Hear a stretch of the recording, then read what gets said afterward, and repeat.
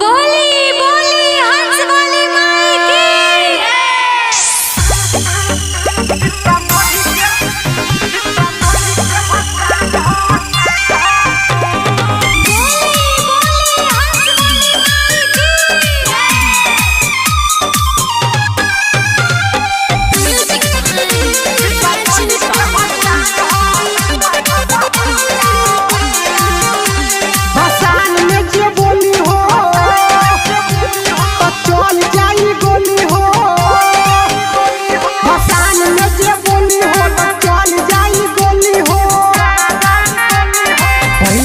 से कहतानी निमन से रट जाओ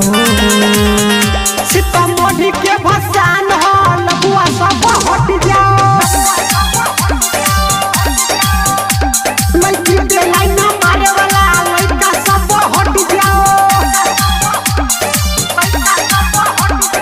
बोली बोली हंस वाली माई की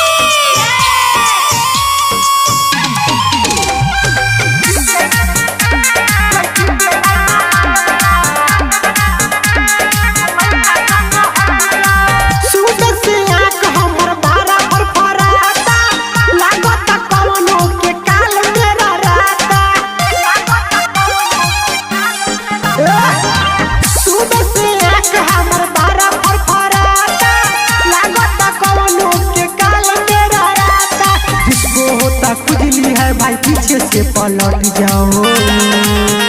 सीतामढ़ी के